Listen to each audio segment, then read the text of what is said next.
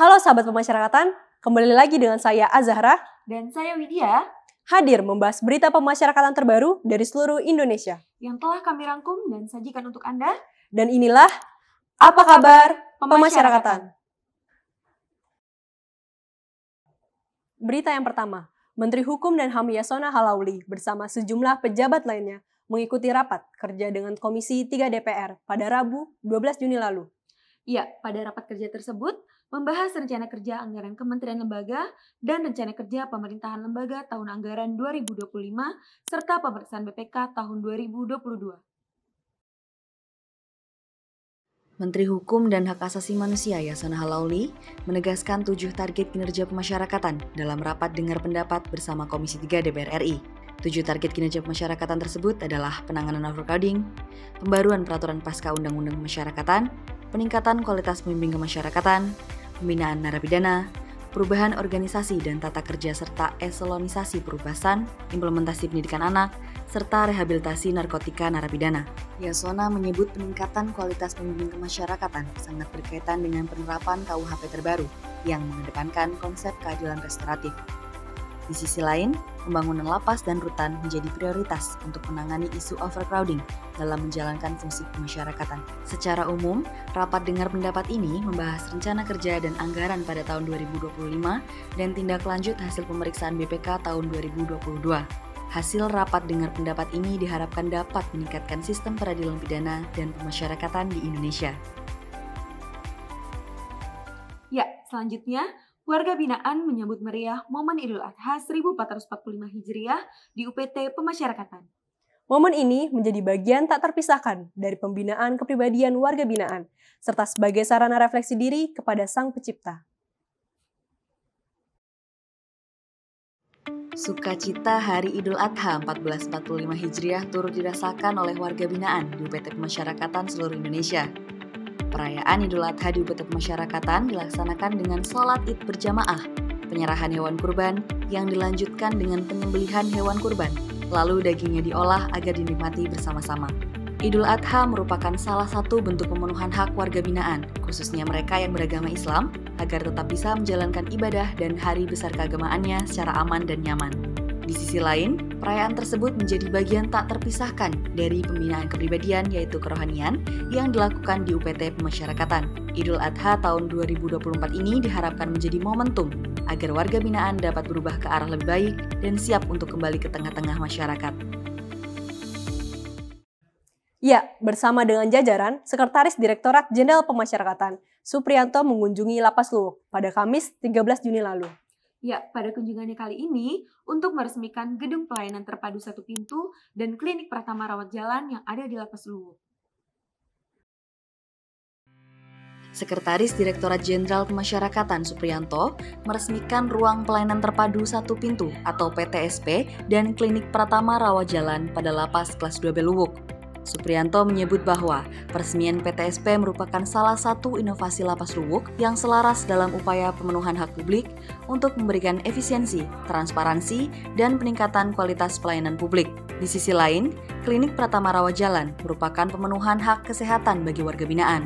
Apalagi kesehatan merupakan hak dasar setiap manusia yang harus dilindungi dan dipenuhi, termasuk bagi mereka yang sedang menjalani masa pidana. Dalam peresmian tersebut, turut hadir Kepala Divisi Pemasyarakatan Sulawesi Tengah, Direktur Rumah Sakit Umum Daerah Kabupaten Banggai, Sekretaris Dinas Kesehatan Kabupaten Banggai, perwakilan pejabat daerah Banggai Laut, dan Kepala UPT Pemasyarakatan Wilayah Sulawesi Tengah.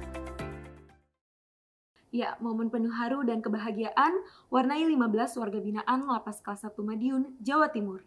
Dalam momen tersebut, mereka berhasil menyelesaikan pendidikan Diploma 1, Ilmu Teologi yang ada di Lapas Madiun.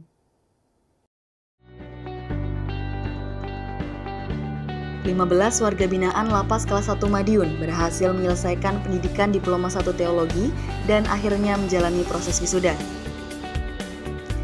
Penyelenggaraan pendidikan tinggi tersebut merupakan hasil kerjasama antara Lapas Kelas 1 Madiun dengan Sekolah Tinggi Teologi Anugerah Indonesia serta Yayasan Indonesia Bangkit. Kegiatan perkuliahan dilaksanakan secara daring dengan fasilitas lapas. Selain itu, beberapa mata kuliah dilaksanakan langsung dengan mendatangkan dosen ke lapas untuk mengajar secara tatap muka. Program perkuliahan di dalam lapas merupakan bagian dari program pendidikan, pembinaan kepribadian warga binaan. Program ini menunjukkan bahwa hak warga binaan untuk mengakses pendidikan tetap dipenuhi dan aksesnya terbuka lebar. Melalui program perkuliahan ini, warga binaan diharapkan dapat memiliki kemampuan baru yang menjadi bekal untuk kembali ke masyarakat dan membantu proses pemulihan hidup, kehidupan maupun penghidupannya.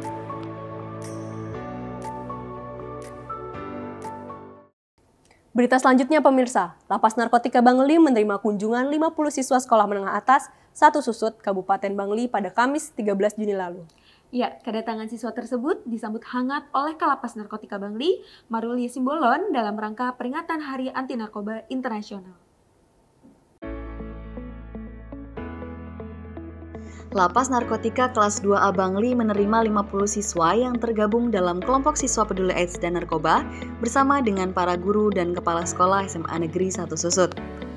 Kedatangan rombongan SMA Negeri 1 Susut tersebut ke Lapas Bangli merupakan salah satu kegiatan dalam rangka peringatan Hari Anti Narkoba Internasional.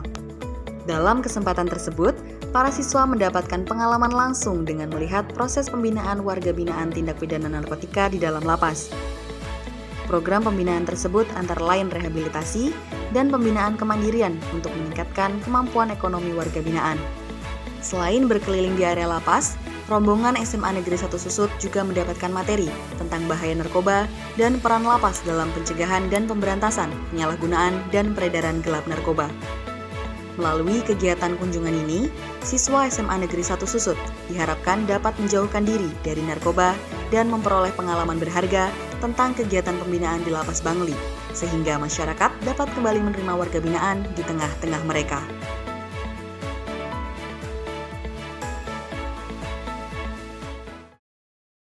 Ya, selanjutnya, dalam rangka mendukung pembinaan kemandirian warga binaan, Lapas kelas 2B Tobelo melaksanakan pembinaan sertifikasi instalasi listrik.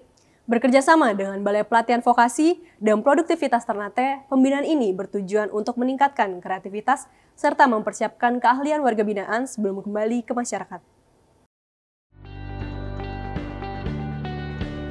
Lapas kelas 2B Tobelo melaksanakan pelatihan kerja bersertifikasi, yaitu instalasi listrik bagi warga binaan. Pelatihan ini merupakan hasil kolaborasi bersama dengan Balai Pelatihan Vokasi dan Produktivitas Ternate. Warga binaan terlihat antusias dalam mengikuti pelatihan dan menyimak setiap materi yang disampaikan oleh narasumber. Selain itu, pelatihan ini bukan hanya menyampaikan materi teori, tetapi juga praktik langsung sehingga warga binaan mendapatkan pengalaman yang dapat diaplikasikan di kehidupan sehari-hari maupun untuk bekerja. Pelatihan kerja merupakan salah satu program pembinaan kemandirian yang diharapkan dapat meningkatkan kemampuan warga binaan sebelum kembali ke tengah masyarakat. Melalui sertifikat yang didapat, warga binaan dapat memiliki bekal kemampuan yang dapat digunakan sebagai sumber penghidupan dan dapat sesuai dengan kebutuhan lapangan kerja.